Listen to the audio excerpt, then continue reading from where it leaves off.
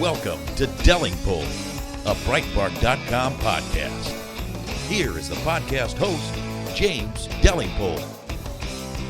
Welcome to the Delingpole podcast with me, James Delingpole. And I think we can agree, can we not, special friend, that we have had the most amazing run of podcasts. And I would now like to bring this amazing run to an end. Sorry, to a climax with a guest so wonderful that he cannot be eclipsed. I refer, of course, to my guest, Dick Delingpole. Hello. Hello, Dick. God, it's been so long, has it not? It's been that busy season when we're all doing stuff, you know, sort of reenacting, going abroad, doing work. As normal people do. They go and stand in a trench on a wet weekend. Yeah, well, it needed doing, you know? Someone has to do it. Someone has to do it. What were you doing, Dick? There's a farm park that's got for some unknown reason, it's got a trench attached to it. Yeah. Quite an extensive trench, and they invite reenactors to occupy the trench, and people walk round and talk to us. It was very good. Very wet. Was it the petting zoo that attracted you to this weekend? There were bunnies and ponies and all sorts of cute animals. And I imagine, for the sake of realism, when things got tough and you ran out of food over the long weekend, you had to go to the local pub. Oh, yeah, okay. Which was actually one of the loveliest parts of it. I got into we tend to go to the pub in Kit if we're off on a faraway event. Now this is a town called Oswestry, which will be particularly bizarre to our dear American listener. It's pretty much in Wales. It's on the Welsh border, quite far north, in the most sparsely populated county in the country, which is Shropshire. Yeah. And so you're in the pub in the evening, dressed as a poilu. What would the locals make of it? I mean, we're talking the Wild West here. We're talking it's a proper Can rural. I just guess? Yeah. I'm guessing they weren't surprised because probably they're still living in about 1915 in Shropshire. In a charming kind of way, they were. You know, there's no nightclubs or anything in this town, so all the youth were in the pub with the oldsters. And everyone was having a great old time. We were drinking ale and chatting with the locals. And we got onto politics. And somehow they're all pro-Trump, they're pro-Brexit, they're pretty much libertarians. But isn't their local MP Owen Paterson? I think it is. Because I think I've been up there. Right. And Owen is pretty sound. They've obviously done well there with their MP, but what a sound bunch. And I got into such good conversations with them. And, one of them said, I'll say something about that Donald Trump. And I said, just let me stop you there before you go too far. I'm a bit of a Trump fan. He said, well, so am I. And everything we agreed on, it was just wonderful. So, great night out in Oswestry. It makes you wonder, actually, Dick, that we're the normal people. We're reality. Well, and unreality is all the people in London. It's London. It's so good that you've got out of London because you can't really see London my until politics you're out. Really changed, haven't they, since I left? but it does mean that you're surrounded by people who actually stop you feeling like a freak for thinking the way you do. And you can't. It is this guy I was talking to, a lovely guy. I think he's called Nick. He said it's pub politics. You actually meet real people in the pub, find out what the real opinions are, and realise there's not a politician in London who makes any sense to them whatsoever. Yeah. So, it's reassuring, and you don't get that in London. Yeah, it's why you voted Brexit. Okay, good. So, what have you got lined up for Sticks? Well, I've got a new quiz called Now You've Just Gone Too Far, right? I'm liking the sound of it already. Okay, so it's kind of like the yes-no game, but it's... Which I hope we're going to play as well. Well, no, because I haven't got anything. I've been constantly... You'll see that Now You've Just Gone Too Far took quite a lot of preparation. Oh, did it? Yeah? Okay. Yeah? All right.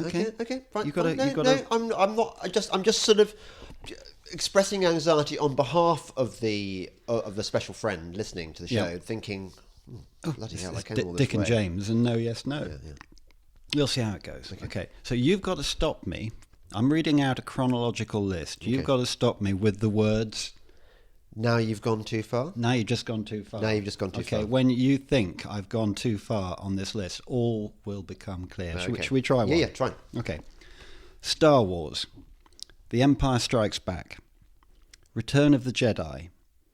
Episode 1, Phantom Menace. Now you've just gone too far. You see, you've got it already. I've got it, haven't I? You've got it.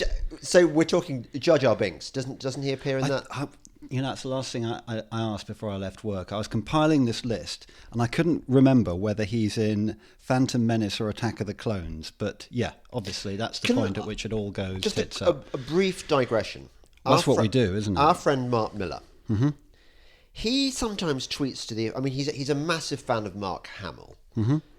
And he seems to be a sort of, like, Star Wars fanboy generally. He seems not to... The Star Wars fanboys love them all. Do they? Yeah, it's like your children, that they would not... Even the sort of really kind of special one. It kind of doesn't exist, the special one in the Star Wars world. They'll admit Jar Jar Binks was, embarrassing, but they won't go as far as to say any of the Star Wars films were complete turkeys. So, yeah. That's weird, I think there is that approach to the Star Wars films. Okay, but just imagine... It's like Leonardo being a massive fan of... who's the chap who does the pictures of people in Jack Vetriano? Yeah. I mean, isn't it? I mean, yes, Mark Miller is really good. Yeah. And then you've got him rating Star Wars, which is just shit. It really is. I don't know. I think Star Wars clawed it back a bit in the... Dick. All right, let's not go there. I vividly remember the sense of disappointment that I felt, even on episode, whatever it's called, 9 or whatever, the first one. What was the first one called? Well, the Phantom Star Menace Wars. episode 1. Star Wars. Star Wars. Yeah. Even I remember looking at the cantina scene and thinking, yeah, all right, is that it?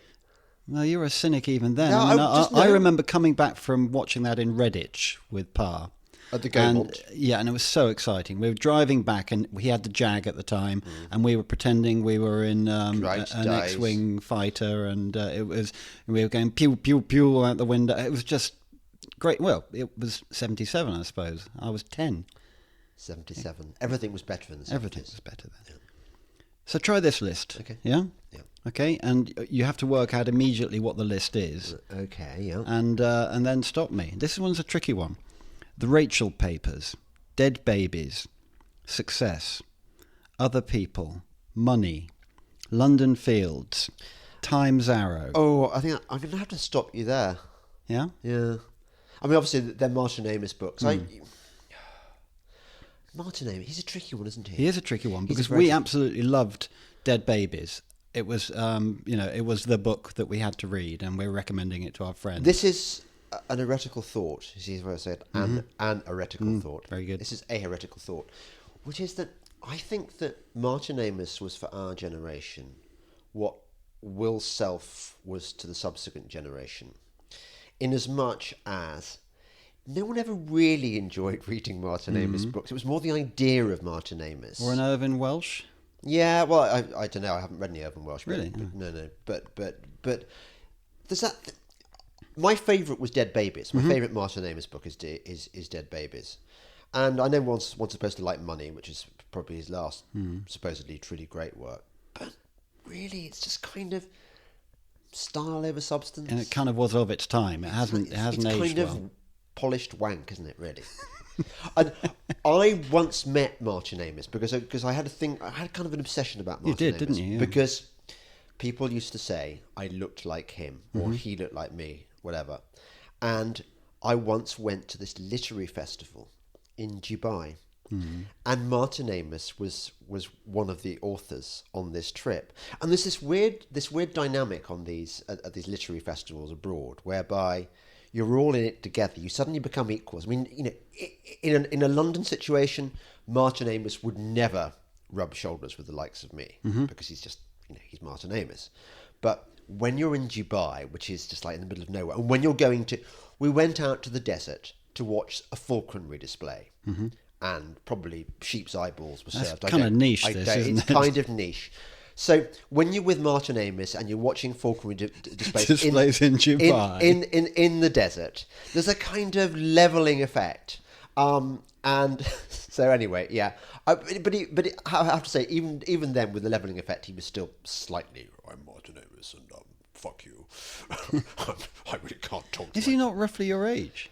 No, he's 10 years. He's 10 years. Yeah, I'd say he's 10 years older. Right. He had teeth problems as well, by the way. Yeah. Well, he was obsessed with teeth. Yeah, and I can understand now. If I could spend $50,000 on my teeth, I would. By the way, one of the growing popularity, our special friend who likes this podcast so much, who takes many forms. One of the forms he takes is the dentist in Birmingham who was offered to do my teeth. Oh my God.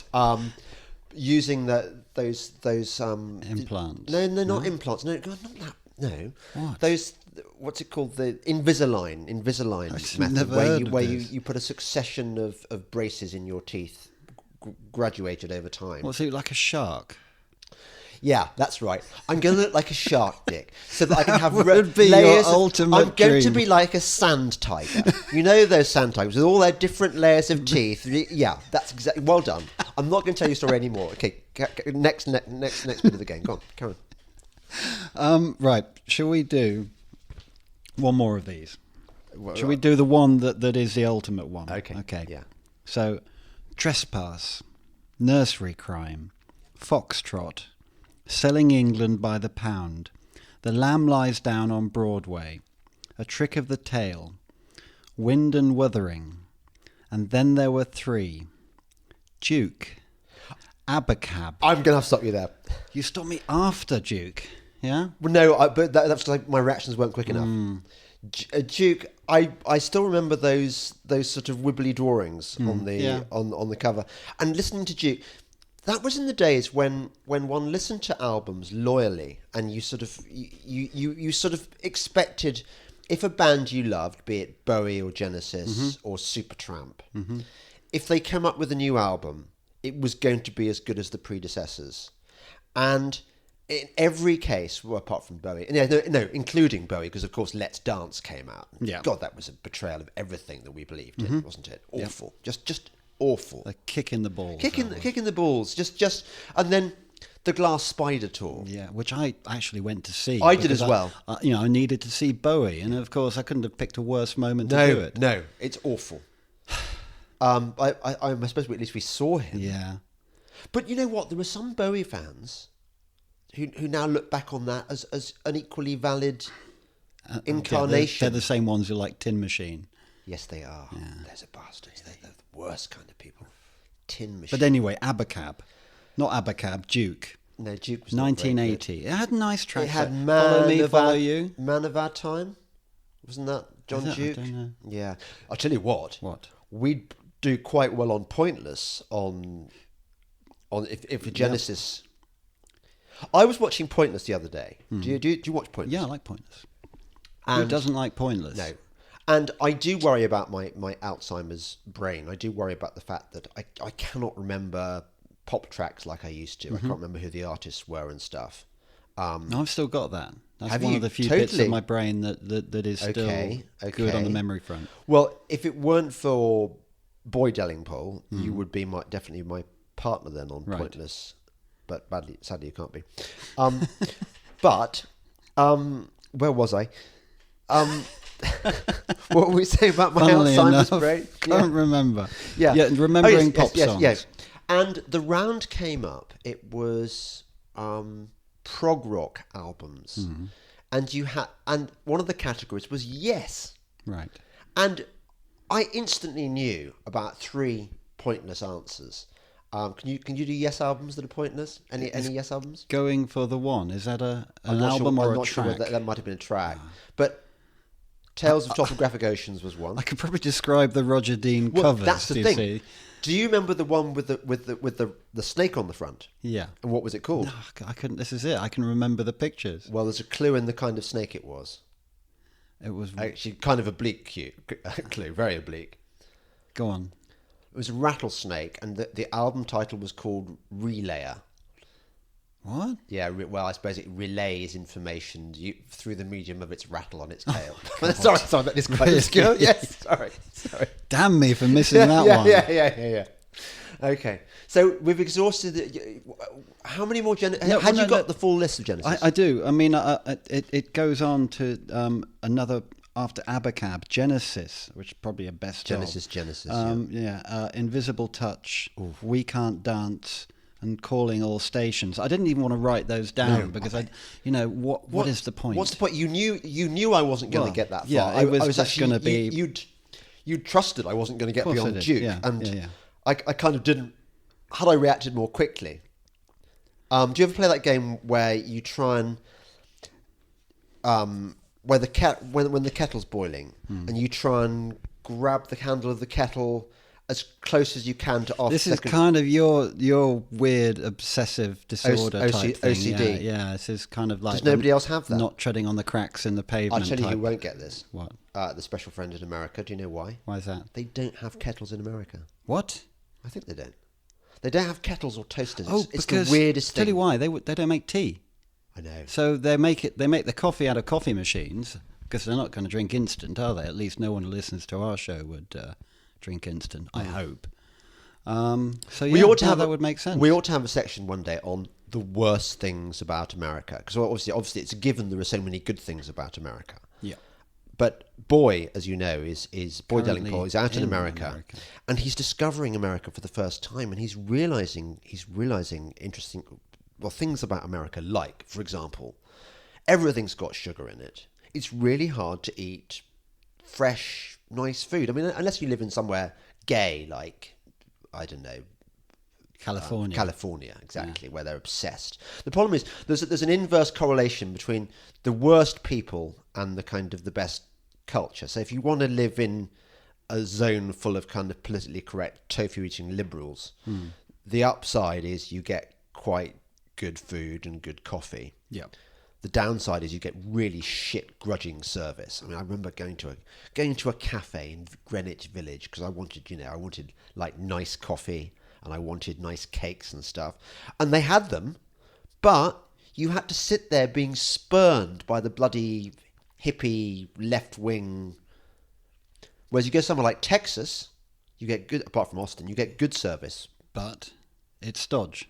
No, actually, Texas is good. No, Texas is really good because you get meat, loads and loads of meat. Barbecue stuff and things. I was just thinking, is it the Greenwich Village thing, the bit where you met the lead singer of? And now I'm proving I'd have forgotten the pop world. What are they called? Stacey's mom. Yeah, I've forgotten. Yeah, God. But it's true. It was one of our favourite bands for a while, and then the name has completely gone. Okay, we've just proved that the outside. All our listeners are screaming the name of it to us right now. Yeah. There it is. Right. There it is. There you go. Yep. That's a story for another time when our memories are working. Yeah, exactly. So, have you got any other games for me? No, I mean, although we haven't done this for a long time, you do tend to drop these things on me, and I've normally got a day's work to do, and then coming home and playing tank games on the internet. So really, there isn't much time for stuff apart from work and tank games on the internet. It always comes as a shock to me to realise, Dick, that actually your whole life is not devoted to servicing our podcast. Yeah, it's upsetting and it's wrong. It is wrong, actually. Yeah. Given, I think in terms of your influence on the world, I think you'll probably find that this podcast punches above your weight. You'll reach out your outreach or whatever. It's just like enormous compared to your day job. Yeah, obviously, but that's like one of life's little ironies. Yeah, it is. I'm struggling here because I'm trying to think of that name of that band still. What are they called? It's so annoying. I'm going to sink to the bottom with you. And that was the song that they had out around about the time that you showed them the book cover to your book at the time, and they used your book in the video. We actually had the book FedExed out overnight. Yeah. So that they could use it in their video, and they did use it. Yeah. But we were young then. That's the thing. It's really awful how old we've suddenly got, and it happened quite rapidly, I think. Yeah. On that depressing note, I think we're going to say the thinking. You're listening to the what's our name again? The Delingpole podcast with me, James Delingpole, and my guest, Dick. I think.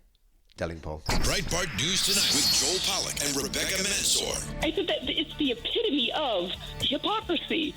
Unless you fall in line with their liberal agenda, this uniparty, globalist, liberal agenda, they will never support you. They use the whole gender issue, of course, as some kind of tool to prop up their messaging, but It's the phoniest thing. Sirius XM Patriot Channel 125. This is Delingpole, a Breitbart.com podcast. Here once again is James Delingpole. Welcome back to the Delingpole podcast with me, James Delingpole, and my guest, Dick Delingpole. We've got 3 words for you. Fountains of Wayne. How easily we forget. Thank God for Wives. I know, Because that was Wives. I was searching through the CD collection, which of course is in alphabetical order, but you need to know which letter you're looking for. So anyway, Fountains of Wayne, and yeah, great band. Yeah. Tanks. We would not get away with not doing tanks in this episode. Our special friend, I think, has been tanks. been gnawing at his or her fingernails, whatever it is they do, and thinking, where are the fucking tanks? Where are the tanks? Tanks. Just like those guys in the shell in the foxholes in Bastogne. Yeah. Exactly, where are the tanks? Exactly. Now, and they're here. I can hear a rumbling in the distance, and the clank, rumbling and clank, cursing, but they're arriving because we're tank obsessives, and just got to be quite open about this. We're not experts. I don't know every statistic for every tank ever built. However, we have a passionate obsession for the things. And we've just, on your recommendation, Dick, and I thank you for this greatly, I've just finished the best book ever written about tank warfare, certainly in World War II, which is pretty much about tank warfare generally, isn't it? Which is called Tank Action. Tank Action. And what's astonishing about this book, it was only published 2 years ago, I think, by a chap who was in it was co-authored, wasn't it, by the chap who was in the Sherwood Rangers, which was the unit that saw more action in the British Army than any other, I think, in the Second World War. They had more battle honours. They fought right the way through the Western Desert, and they had a large number of star players who wrote about their experiences. I mean, starting with Keith Douglas, who was the greatest, generally acknowledged to be the best World War II poet, the best British poet. He wrote a book called Alamein to Zemzem. Right, I didn't know about that. Oh, Dick, that should be your prelude. It's a bit late now, given you read Tank Action, which starts in Normandy. But Alamein to Zemzem is about the early days of the Sherwood Rangers, when they're in the Western Desert. Indeed, I think it captures them when they are still a cavalry regiment and they convert to armour in Palestine, I think. Right. And then they go out and Keith Douglas wants to see some tank action himself, so he goes out there and gets himself posted out in the desert and takes part in some of the desert battles. Right, because our chap in our book, he is fresh out of Sandhurst. He's joined up during the war because he was only turned 18 towards the end of the war. Yeah. And like your man, he was hoping for a bit of action. He came from an army family. And so at 19, he finds himself trained up, but on the beach of D-Day +4, and he's there to replace basically men who have been killed. And he has to take over a section of 3 Shermans in this unit, all of them full of grizzled veterans from the Western Desert, and they hate him. He's 19, he has technically got a life expectancy of 2 weeks, and they just don't want him to be the reason their tank gets taken out and they all die. They've got this far through the war, they've got a sense that it's going to be over soon. They've no reason to like this guy. They don't even obey his commands, although he's technically their gaffer. And it's about how he wins over their trust little by little. And so it's not just a story of how tanks actually work in warfare and the tactics used and what it's like to live in and around a tank, but it's a human story about a chap who could be any one of us. And that's what makes it such a readable book. What's interesting, well, there's so much interesting about it. One of the interesting things is that he arrives in Normandy, and his commanding officer takes him out on a kind of on a mission through the bocage. And one of the things they do is that they spray every hedgerow with machine gun fire, and they hit it with high explosive shells. What do they call that? There's dousing or something like that? No, they... They have a word for it, but they do it to every... Yeah, exactly. And he notices that his crew are, or some of the tanks are reluctant to shell the hedgerows. And he discovers afterwards that the reason of that is that when they get back to their Liga at night, because all tanks retreat at night, unlike the infantry, you have to stay in their foxholes in the front line, that when they go back to their Liga, they then have to spend a long time recharging all their loading them shell by shell through the hatches. Exactly. It's got to be a... And all they want to do is go to sleep. So Yeah. obviously the less ammo you use up that day, the less effort you have to do to recharge your ammo at night. So all these lessons he learns, but it's completely different warfare from the desert warfare. So in a way, because he's a novice and he's got an open mind, he actually picks this stuff up more quickly than some of the desert veterans who are used to open country and maneuverability, open terrain and maneuverability, which they haven't got in the Normandy blockage. Anyway, the problem is we can actually sit here now and go through in pornographic detail all the shit we've learned about tank warfare from this book, couldn't we? Well, all we can do is to recommend the book to our readers, our listeners, rather, and totally. read this book. But the scene after scene we could recount. The time that he's got a younger officer under his command later on who doesn't want to strafe the German patrol they find. He thinks it's cruel. But he gives them a bit of a ticking off because he sees a German patrol, orders the machine gunners to open up on them, but they seem defenseless to this other chap. He says, no, you've got to kill them. If you don't kill them, they will try to kill us. It's fascinating, the matter-of-fact ruthlessness of this chap that he acquires very quickly. It's kill or be killed. He was a fast learner, and that's why he sees through the whole war. Yeah. That is the other thing you learn, isn't it? That your survival often depends on being aware of that you've got to maximise your chances of survival. Yeah. So one of the first things he does when he arrives with his unit is that with his tank rather, is that he tells his crew to check the sights on the gun. Yep, to check his range. And the guy says, "Piss off, check it yourself," which he finds rather extraordinary. I mean, imagine being a young officer and you expect people to obey your orders, and he says, "Piss off, do it yourself." So he does it himself and discovers that actually the gun is out. Is completely out. Yep. So in the first action they'd have had, they'd have been. Yeah. That was one of the little ways in which he started to win their trust. But anyway, as you say, we could go on. Now, I mentioned this morning to my pals at the swimming pool, as you know, I go swimming every morning. I know, I wish I did. Something you got me to do. And inevitably, there's a bunch of older boys there who are... You know, we're quite young for regular swimmers. But not World War II veterans. So no, they're not World War II now. veterans, but there is a connection because Terry is married to a half-German lady whose father was in the RAF in World War II. He married a German lady when he was over in Germany at the end of the war. So he's got her uncle was in Panzers, and so they've got that as a connection. So I mentioned that we'd be talking tanks today, and they all started with their own tank stories. Yeah. Now, Bill worked at Metal Box, one of the well-known Worcester engineering companies. They did metal pressings and what have you. And working with him when he was an apprentice were 3 former German POWs. So there was a big stocky chap who was ex-SS, wouldn't talk about the war at all. There was a short, wiry type who was ex-Fallschirmjäger, and he was lovely and he had a few stories. But there was one very blonde, tall, upstanding, very proper guy who was a panzer commander.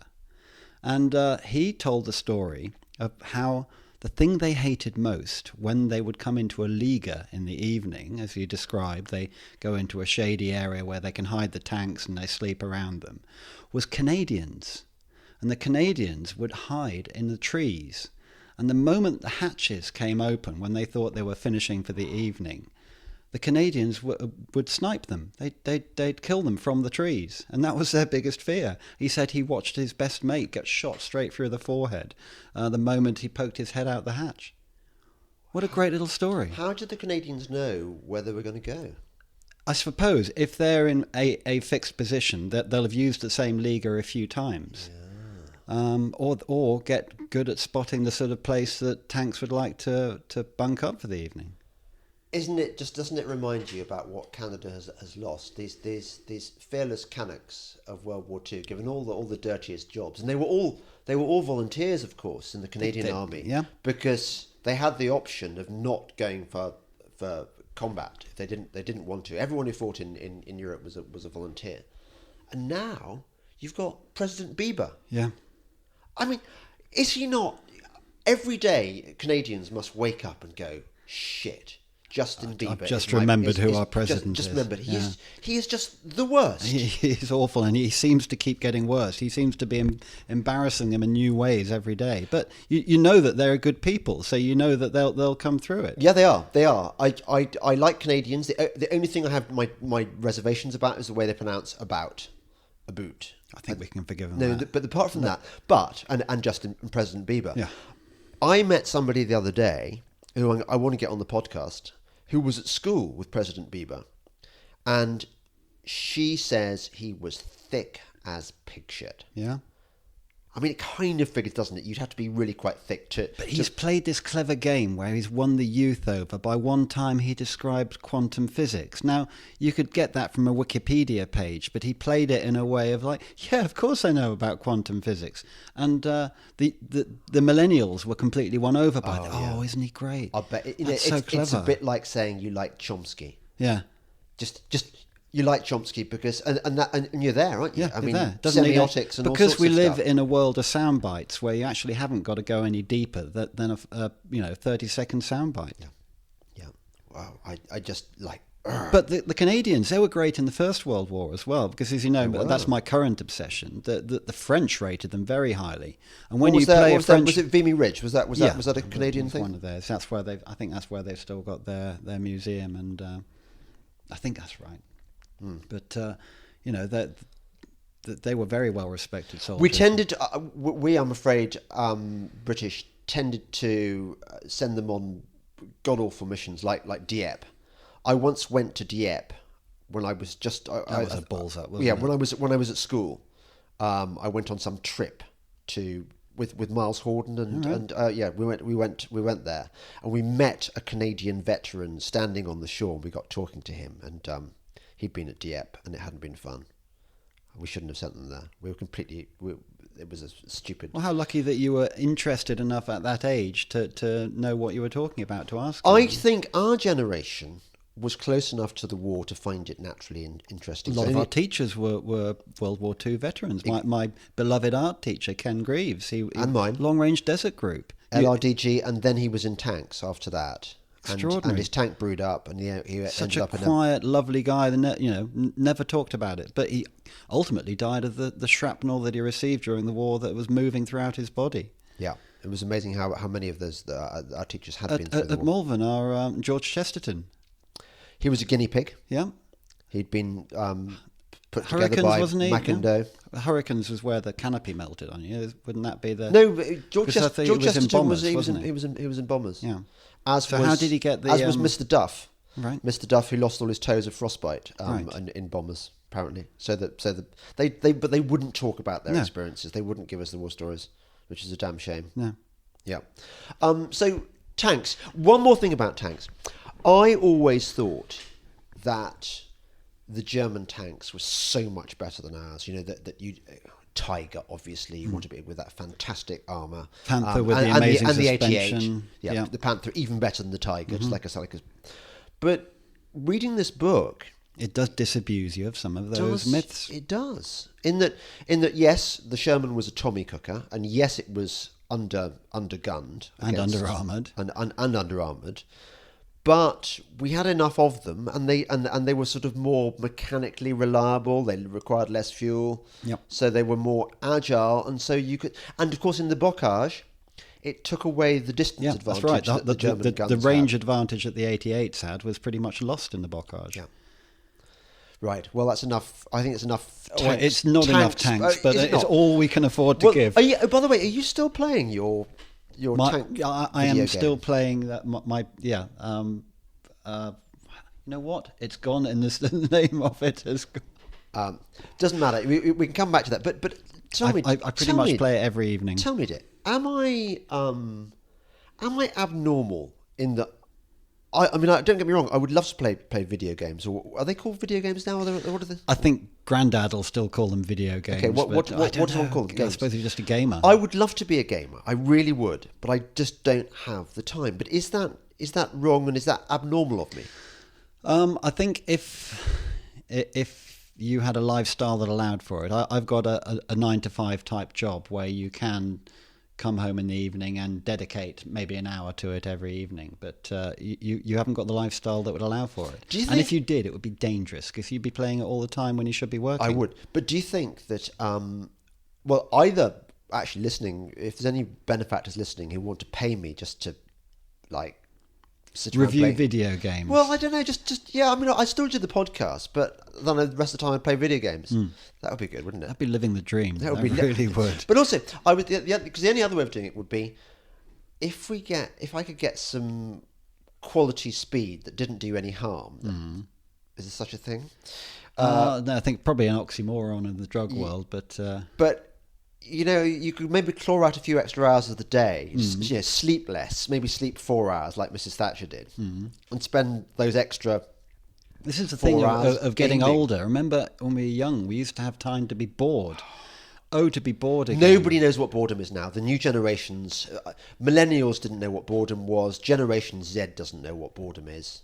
They're just Imagine bastards. missing boredom, or at least missing the opportunity to have done stuff. But yeah, I suppose if video games were like they are now, rather than Pong and things like that, you know, the early tennis game, the dot that would be boop, boop, boop, Yeah. boop. Only people of our age would even know that as entertainment. Everyone else would see it as some sort of joke, but that was it.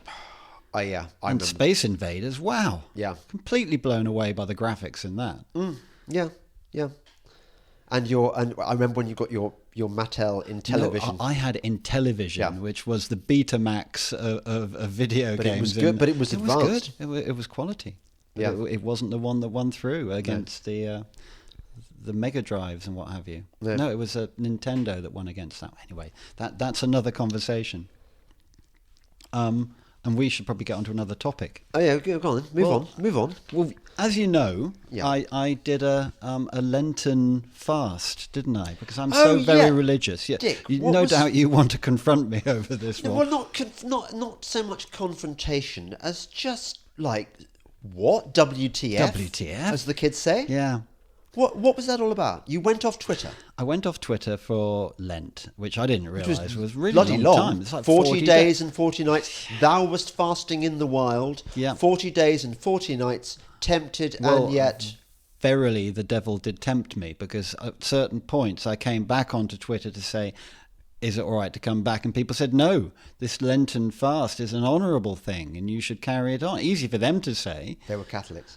But, well, I suppose, yeah. But you're meant to give up things that that hurt to do without, like alcohol or chocolate or what have you. And it did hurt, but I don't think I benefited from being off it at all. You probably did actually. I'd say your soul was less poisoned. Yeah? Yeah, it is really bad for the soul having to endure the horror of Twitter. I mean, only yesterday, just before recording this podcast, somebody called me a neo-Nazi That's just on Twitter. cruel. Like, I mean, how am I a neo-Nazi? How? What, in what way? By what You're an definition? old school Nazi. Yeah, exactly. I'm an old school Nazi. People are so unfair, aren't they? No, well, you know, I looked, after a while I decided I was allowed to look but not touch. And so I could read tweets. but Like in not. those special clubs we used to go to that you took me In to. the East End. They were good. Pound a dance. Yeah. Great. That was nice. We formed some good relationships. We did. with those We met young some ladies. lovely young ladies who helped wanted them- to talk to us. We helped their education. Yep. Yeah. And some of them we helped bring their children up.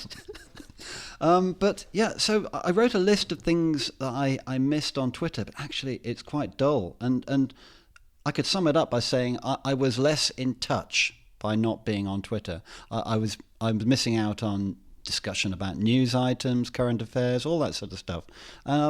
I thought I'd lose followers, but actually I gained followers during that period. Did you? Yeah, every now and again I just check my The status. man whose tweets are so shit that he gets more followers by keeping Well, we stuff. keep away. We like it when you're not here. We'll follow you. Yeah. The whole Count Dankula thing was blowing up while I was off, and I was We're talking desperate about to the Nazi pug story. The Nazi pug. I'm not a Nazi, but my dog is, Yeah. which is his Twitter handle, which is great.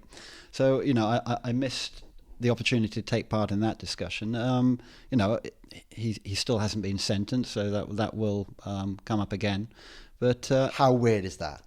How weird is it to be living in an age where a man can be arrested and questioned by the police for teaching his girlfriend's dog to do the Hitler salute? Because by the way, the dog wasn't really doing it; it was just raising its paw for food. I mean, that's the thing, wasn't it? Yeah, and his girlfriend, who was the reason he did it, to wind her up, Yeah. she said the dog will do that for anything. It's worked out that for a treat, it will raise its arm. Well, they're not exactly the brightest of dogs, are they, pugs? No, Talking of dogs, just easily briefly, convertible to Nazism. You're talking about Nazi dogs. Yeah, Nazi dogs. What did your sodding dogs do when I arrived? They greeted you enthusiastically. Your dogs have got particularly pointy snouts. Being lurchers. And I was pretty much anally raped by your dog's snouts as I arrived. And I did not enjoy it. Greeting. You made those dogs out to be animals. Yes, they are. They do remind And me yet of, they're just very affectionate. whenever they come and greet me, I always think of those bloody velociraptors in Jurassic Park. Yeah. Yeah, but they have got the potential to do that, but they choose not to And use their teeth. their movements are like velociraptor movements. They And probably they're- are the they're missing very, link. very fast as Yeah. well. Yeah. So, they're lovely, my dogs. So what? So what, look, now you're just drifting off into I'm not. dog reverie. The reason I'm no longer looking at you is because I'm looking at my bloody book to see what else I wanted to move on to. Because, yeah. We're not going to do the review of the podcast. Not the review. Not necessarily. necessarily. Well, that's going to be another section. Well, we have 3 sections. Yeah, I Hello. know. But you want to dedicate. It's been a so section. long. So shall I tell you that? Touching on politics briefly. Yeah. Because I know you don't necessarily need to do the politics with me because we agree on everything. But I have joined the Libertarian Party. Have you? I've actually signed up and become a member. Right. Now, I was an avid UKIP member. Now, I still love them to bits and wish them well. But I kind of got fed up of a party that was so willing to compromise to get votes. Now, do you think that's a fair comment, that ultimately they would have sold their souls to get more votes? Because that's what all parties do. Are you talking about UKIP? I don't even remember them. What remind me who they are? No, Purple and yellow logo. No? Nope. Tumbleweed. Okay. Nope. This will mean nothing to you then. No, But okay. no, I've kind of moved on, and I've done all the pushing leaflets through letterboxes. I stood as a councillor for UKIP, and You've put your time in at the coalface. yeah, and did a lot of graphic stuff for them. But this libertarian crowd is more a talking shop, and essentially you don't join unless you believe in libertarian values, and there's no point in joining unless you do, because actually you're not going to have any. Funnily friends enough, there. I wrote about the libertarian test today, and, Yeah? and you can tell me whether you pass or not. Should drug dealers be allowed to sell heroin in kindergarten classes? So yes or no? What are they doing in the kindergarten classes? Getting them while they're young. This has got to be a yes answer. Yeah, isn't it? exactly. So you are a good libertarian. Whereas I have to say, I fail that test.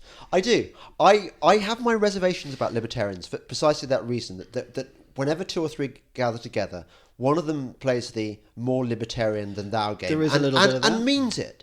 And there's a big row broken out, which I've just written about actually, which is between 2 Americans, Victor Davis Hanson, who's sort of old school conservative Californian, which is unusual, and Kevin Williamson.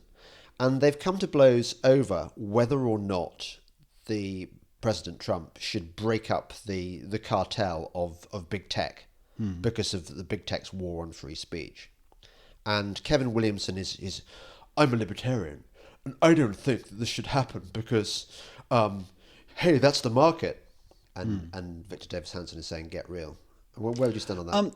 This is why I've left a party that was trying to get into power and joined a party that really no one is expecting them to form the next government or even necessarily put any councils out. It's a talking shop. They like a spliff, basically, don't they? You can really just turn up. If you like weed, then libertarian. We meet at a gin palace, essentially, and we get a nice big gin and tonic with some quite expensive gin in it. The fat chillum. And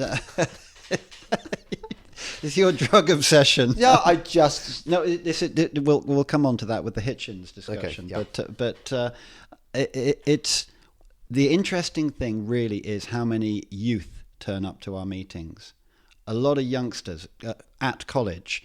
We like... I keep saying this. Generation Z or Generation Z. It has given me hope. I mean, obviously, when I go to UKIP meetings, it's kind of like I'm the youngest there. When I go to libertarian meetings, I'm one of the oldest. I'm one of the old hands. And so you've got these kids who are, it's okay, they're outcasts at their own Do they call you universities uncle? and colleges. Because if you were in an RFC squadron or in a trench, in Journey's End, they would call you uncle. Well, I'll have to get them to start calling me uncle. Yeah.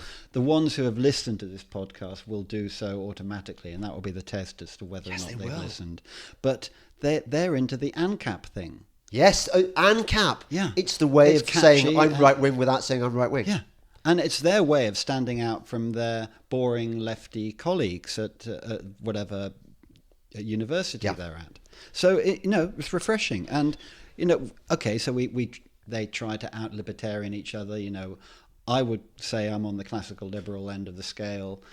The rest of them are further, I don't know, you can't even describe it as left or right, but, they're more the ANCAP type of thing. And we discuss, is it libertarian to ... Yeah. So, yeah, it's good. It's a talking shop. We actually talk about ideas, which you never really did in UKIP. We just talked about how we could win an election. Yeah. I want to talk about ideas and drink gin. Joy, and a massive spliff would be nice. The joy of being in a party that's never going to get elected, and you haven't got to think about. Yeah, that's good.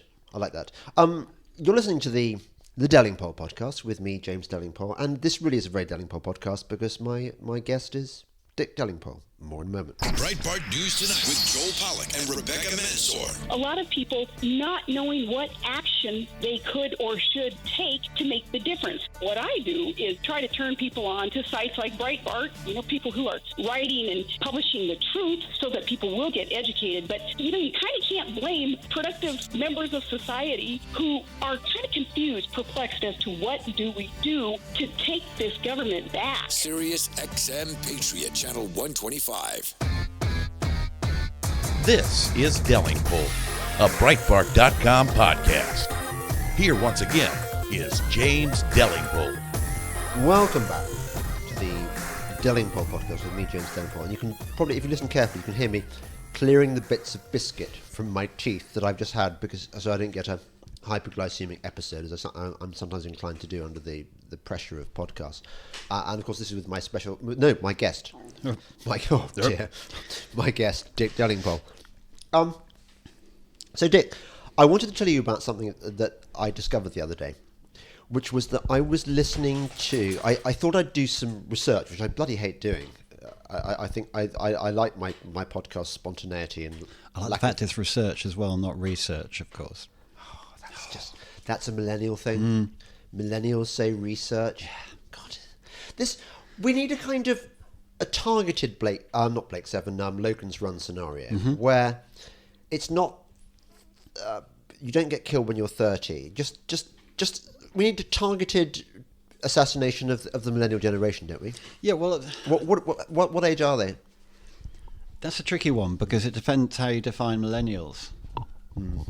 I mean, are they the group that came of age around the year 2000, or are they ones that were born then? Because Anyway, that's by the by. I was looking around and thinking, how can I make the podcast better, or how can I make lots more people listen to it and become like? I want to be like the older person's PewDiePie. No, because PewDiePie. No, Dick, you may laugh, but PewDiePie has a pretty nice living, and he doesn't seem to. I mean, okay, I probably haven't got quite his looks or youth. Or Zoella. I also Zoella.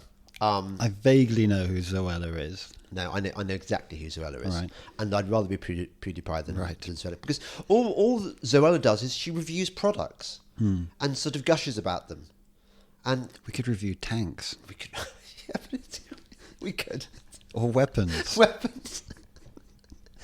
That's a good The point. Zoella of tanks. With tanks and weapons, we could just go out and just blow stuff up in a healthy, safe, attractive way. Now it's not such a stupid idea. No, is it? Yeah. no, exactly. Right. So anyway, I want to get bigger, more famous. I want to be able to give, I want hotels, not just dentists, but hotels to ring me up and say, like, 5-star. What's the stage beyond 5-star? It's like whatever, super hotels ring me up and say, look, we need you and your brother round to come and test drive our jacuzzis and our beaches and shit and our speedboats. Come on over, first class. This is fantastic. I'm in. It's there, and you know what, Dick? That is not so far away as you think.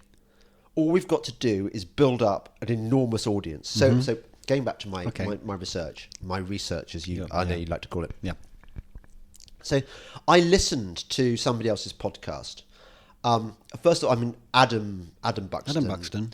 I listened to a bit of that. I mean, Adam Buxton is great, but he's a sound techie, so he does all his own jingles and stuff as well. He can do that. Yeah. I can't do that. I mean, I really can't. So I was thinking that's okay because people like my podcast because of their homemade, echt feel, don't they? Yeah. So then I listened to some other podcasts. Like I went to Ben Shapiro's website and listened to one of his, because he's got about 4 or 5 podcasters. Right. And I listened to one of them. I can't remember his name. And he was so good. He was really slick and professional, and just like the patter was just like a salesman's. He was like a car salesman or something. He was really good, or like an auctioneer, like a cross between an auctioneer and a car salesman. And it all came out smoothly. And I thought, there's no way I can do that shit. Yeah. And then you look at somebody like Andrew Clavin, who's been doing this gig for ages, and he's really good. He's just like so fluent and funny and stuff. And I thought, I cannot compete with these people. But then I thought to myself, I don't need to compete with them because I've got something that they haven't got. Do you know what that is?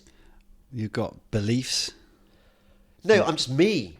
I'm James Delingpole. Oh, right. These other people can't be me. No. Okay, so you've got you. And also, And me. And yeah, and also, I think I get quite. This is the segue moment. Yeah. I think I get some quite good guests on the podcast. I think you do.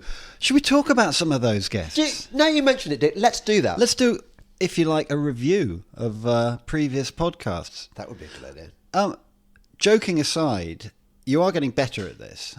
I reckon if you went back to listen to some of your earliest ones, you'd come across. I haven't ever managed to listen to any of the ones I've done with you because I cannot stand the sound of my own voice. No, I mean, it's a natural thing. Yeah. No one likes hearing their voice played back at them. No one thinks, wow, I sound really manly. But before, just pause you there. Before we go into the review, can I just remind you that sometime in this podcast, I want to talk about the person that I hate that I'm banning from the podcast. Okay. Okay, Right. Carry on. So, yeah, I mean, the Sean Langan, I first encountered that with people were tweeting about it. They must have been well early in there on the Thursday, but they were saying, they're just tweeting out generally, you have got to listen to James Delingpole's podcast, latest one, you will be in tears. It's very moving. And it was absolutely fantastic. It was next level stuff. But he was a brilliant guest and you gave him his head, you know, you let him do his stuff. I'm glad you didn't stumble over that.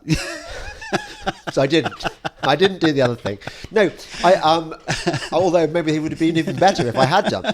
But Sean Langan, as I sat there listening to him, I was thinking, best podcast ever. I thought, this is so fantastic. I don't need to interrupt. I don't need to, except to ask him about scorpions occasionally.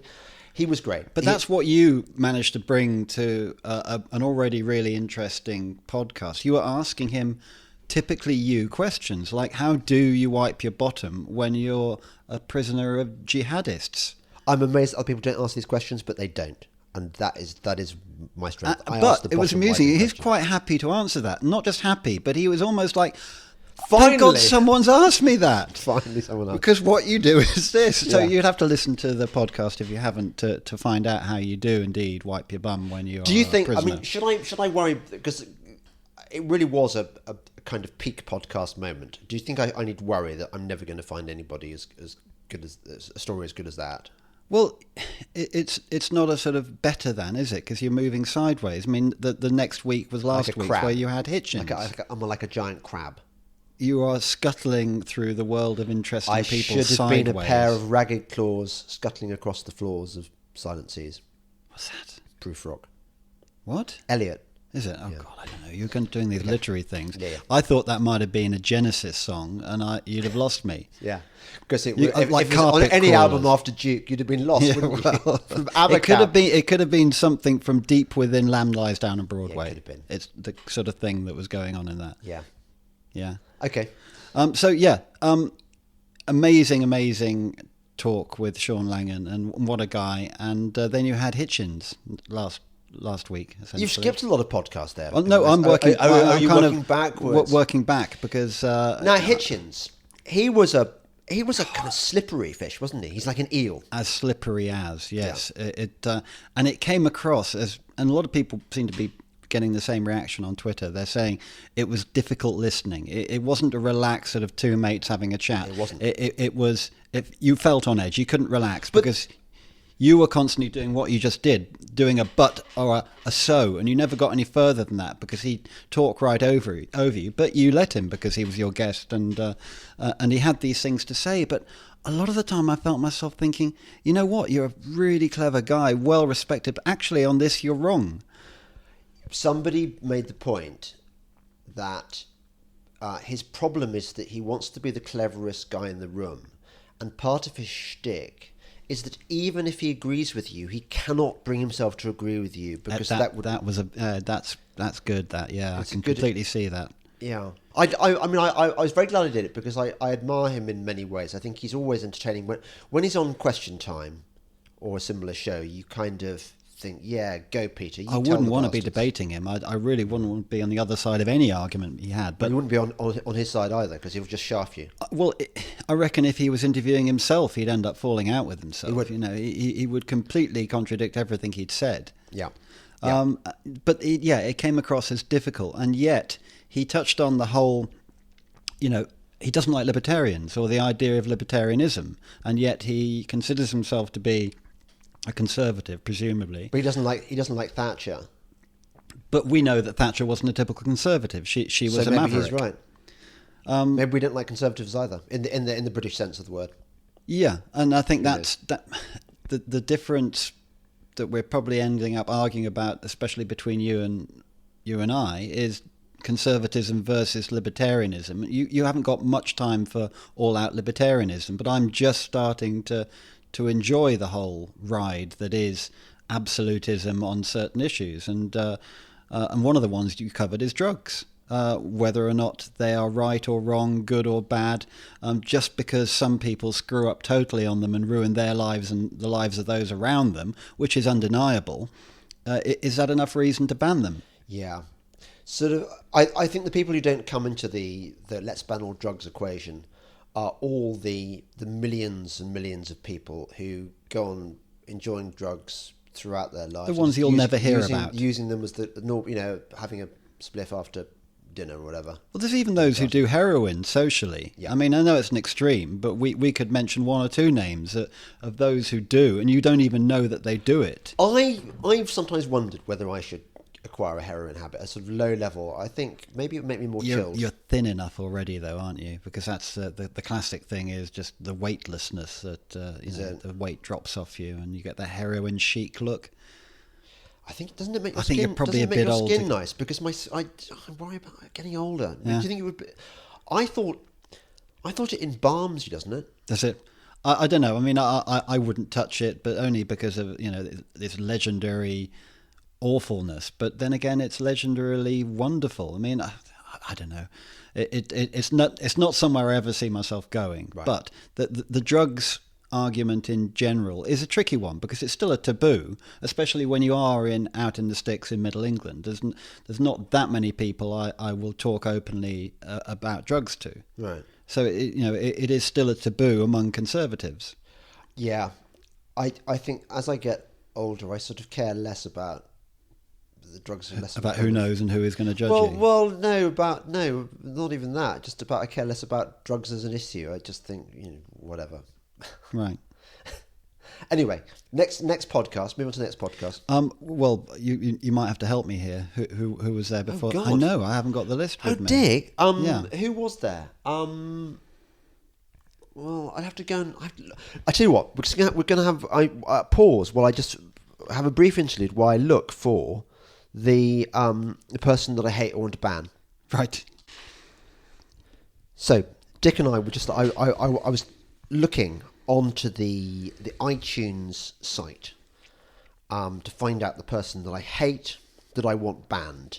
This person gave me a 4-star review, right? So I suppose this person would consider him or herself or itself a fan. Mm-hmm. Listen to this. This person's called the Cotswolder. The Cotswolder. I hate them already. Well, I did before, actually. Mixed blessing. Some of the guests are weak. Family members. Okay, you know who that means? Who he means. The guy from Ireland. Well, he was awesome. Yeah, exactly. But others are extremely interesting. I am thinking of Gary Animal QC Bell, Isabel Oakeshott, Douglas Murray, and the Australian climate scientist whose name I forgot. Delingpole is slightly too keen to talk about himself and often sounds like he hasn't done much research. Yeah, hello. So runs out of steam towards the end of many of the interviews, wanker. And his accent is so put on that it is amusing. We've heard your brother, James. But I will continue to listen because it is important to support people who say things that are increasingly unsayable on traditional media. Thank you, Tosser. Thank you for your grudging spent toss rag of support. That thing about his accent is so put on that it is amusing. I mean, for fuck's sake, my accent is what it is. It is what it is, and I didn't realise I had one that was identifiably different to yours. Yeah, exactly. I mean, I am slightly. It's not like I'm talking like this, is it? No, but you didn't go to Oxford, and I did, and yeah, sure, there may have been a slight shift upwards from when I used to talk like. We are with the local accent. Our accents are the result of where we've been in life. Yeah, exactly. So I just thought, but I suppose the reason I hate the Cotswolder is that he's the kind of person that I'm so lost for words. It is sheer foulness. I'm just thinking that he belongs to an age that doesn't exist, and that age is not a good age. That part of that age. I mean, I think the past generally is better than now, as we know. The 70s were better than now, and the 80s was certainly better than now. But it's that kind of idea that he's judging. He's judging every last nuance of. I think he probably enjoys the idea that he is some form of reviewer. Yeah. And that it's the sort of, the democratization of the writing world that has made good journalism. It gives wankers power. Yeah. I don't want him to die. That would be wrong. There's only one person I want to die. We know who that is, but we can't mention him. No. Sort of bad piles, I think, is the thing we wish on people. A very itchy bottom. Piles, yes. Definitely piles, and probably crab lice as well. Yeah? Yeah. He's got the full 2-star treatment. What about the old leech up the urethra like in Matterhorn? Is that too much? Am I asking too much? That's a 3-star treatment, I think. So there could be a sliding scale of these, starting with the itchy bottom. The depressing thing, the Cotswold was listening to this and thinking, "Oh, I hit home there." Yeah. Adam Buxton does one of these when he does his bug, when he says, I imagine what this person looks like, and he's read out the comment, and then he does this sort of like this smug looking person. He's got the bow tie on, he's on his typewriter, and he does that very well. Yeah. but better than me. But then that is Buxton. Buxton is his podcast is massively popular. He's way up there. He's been doing it a lot longer than you. He has, and he is, of course, a liberal. What do you think? Do you think I get lovable liberal? So do you think my accents will suddenly get not shit if I keep doing this? I keep sort of plugging away for years. Do you think I might sort of get by osmosis the skill to suddenly mix? Intro no, tunes but and you've things? got other you've got other skills. Oh, James. thank you. You're Dick. good at other things. So go on, just do a few more of these. Okay, Brendan O'Neill was a lovely podcast because it felt like two old friends coming together to talk about their day's work, which essentially it was. And it had been a day's work. It had. Yeah. The boys at Radley. Yeah. So, again, that's something our dear listener has got to listen to if they missed it. But that one was videoed as well, wasn't it? I didn't get around to watching the video for that one. There's a thing that Radley have still got to send me the video for right. that. We did a platform thing with microphones and stuff and to a crowded theatre. And there was a very good moment at the end where we get asked a question about the Second Amendment. Mm-hmm. But I won't spoil it for you. Okay. So I'm hoping to give it to Breitbart at some stage because they said they were happy to do that. Right. But Radley have got to release it, I suppose. Yeah. Radley, I was very impressed by the way. The fact that they allowed you in there to dish out red pills is quite incredible. So Radley has, for American special friend who doesn't know this, posho private school, or what we call a public school, very, very, very grand. So grand, in fact, that some people say it's the new Eton. That Eton is just like day classe because it lets so many foreign kids and clever kids. It's a bit like Durham in that respect, as a university. What Durham, stealing a march on Oxford because of Oxford is so tainted. Yeah, exactly. But in a different way. But anyway, they invite these people they call provocateur in residence. And just troublemakers. They try and get lefties as well, but the lefties won't do it because they say, that inverted snobbery thing about private schools.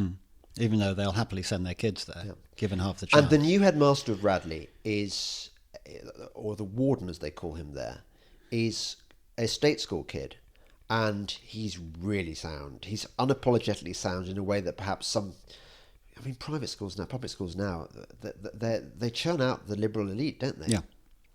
They're self-hating kind of sellouts. It's across the whole educational system. It is part of that slow march across the institutions, and you wouldn't have thought it had happened in private schools, but it clearly has. Yeah. So, Tommy Robinson. Tommy came across again like an old friend now, and you were recommending him to watch Babylon Berlin, our new favourite TV show. And I just wonder whether or not he took to that. I'd love to know from Tommy whether he did watch it and how he got on with it. Well, because I would ask him on Twitter, but unfortunately that option is no longer there. He's off Twitter, isn't he? I don't know what he's been turfed off. I haven't even got his email. But Tommy Robinson, what you see is what you get. And I like people, because I'm like this myself, I like people with no side to them. Mm-hmm. I don't really. Hitchens. Look, I think he's a good and a bad thing, but we're never going to be bosom buddies. He's never going to be anybody's bosom buddies. Mm. Whereas Tommy Robinson, no mucking around. He says what he thinks. You can have a nice Italian with him, and it's a good time. He was another one of those people that in Oswestry talking to the guys in the bar. Yeah. Listing the people that we like. And Tommy was another one, it's another test, isn't it? It's not a libertarian test, selling drugs to kids or what have you. It's like, do you like Tommy Robinson? It's a yes-no thing. I was going to say, that you just made me think how sad it is that this show has no yes-no. Right, I won't let that happen again. No. I should have given you more notice. Yeah, anyway, Tommy Robinson, great guy. And another good podcast. Yeah. It was... more relaxed than the first one you did with him, because I think in a way his guard would be up with most people talking to him, and until he knew he was on safe turf. Possibly his guard was up. Also, we were recording outside. It was quite cold that day, and I wasn't so good with my equipment then. Right. My microphone. Obviously. Obviously. You didn't give Tommy his head. No, I didn't. In quite the same way. No. Before that, William Sitwell.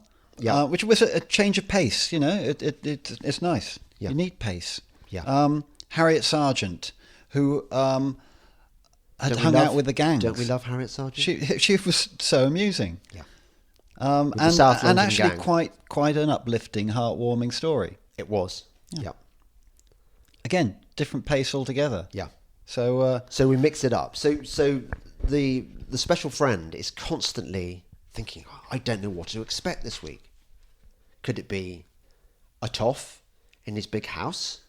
Or could it be a posh lady in London talking about her experience with South London street gangs who wanted to rape her and then decided against? or a rough bloke from Luton. Yeah, exactly. I wonder who out there is going to be the Holy Grail, who's going to be the best podcast ever. It probably isn't someone obvious, you know. It might not be. Yeah. It might not be. Obviously, I want to do Australian American tours, that kind of stuff when I get really big. I want to be playing stadiums basically, and have a bit like when I went to see the Black Crows, and they invited me because you remember that. Yeah, I do. Yeah, When I was staying, that was one of those moments. I was waiting to interview Page and Plant on their Page Plant tour, and I was staying at. Pick that name up. I was staying at the Sunset Marquee, and Your accent slipping, love. I was staying at Sunset Marquee, and I was by the pool, just hanging out, waiting for the interview to be given the go ahead, and sunbathing next to me every day was, I think, the keyboard player of the Black Crows. So I got talking to him and got friendly with him, and he said, "Well, why don't you come and see us?" So I did.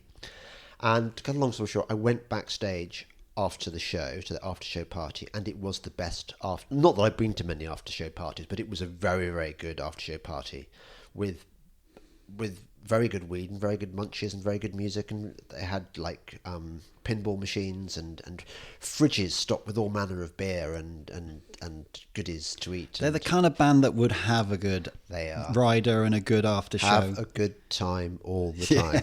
Yeah, so that was good. But before we go, you just wanted to tell me two obscure indie facts, which will mean nothing to our American special friend. No, but they're so obscure and niche that niche. most fans of 80s indie music wouldn't even know them either. So, number one was the band, the man from Del Monte. They had one vague, let's call it a hit for the want of a better expression. They had a song called My Love Is Like a Gift You Can't Return, which had a very jolly video. Right. And do you know who their manager was? No. John Ronson. Lefty writer. Was that fair to call him lefty writer? He's a lefty. No, he's not. No, he's kind of liberal. He's not. Really. He's. Look, I mean, probably he was on Adam Buxton recently. Honestly, he did come across as was rather he saying whiny lefty things. They all do, Dick. Kinda. We are the only non-lefty show in town, apart from a few others. Yeah. Okay, so that was obscure indie facts. By the way, I might do John Watson. He's expressed. He came across as lovely, but he was very disparaging about the time he'd spent with Katie Hopkins. Okay, well, so John Ronson, I think, is in New York, so he might do it if I go to New York. Right. Okay, that one. Okay. Yep. Obscure indie fact number 2. Momus was another of Is it Momus or is it Momus? Is it? Oh, I don't know. Momus, maybe? Lucky Like St. Sebastian. A brilliant song called Lucky Like St. Sebastian, which you should all go and find on YouTube and just listen to the sheer literacy within that song. Beautifully crafted lyrics. Yeah. The lead singer of Delingpole is his cousin. How obscure is that? Do you know, I can't even cap that. There was just no way. I'm going to have to end the podcast there. You were listening to the Delingpole podcast with me, James Delingpole, and my guest, Dick Delingpole. Thank you and goodbye.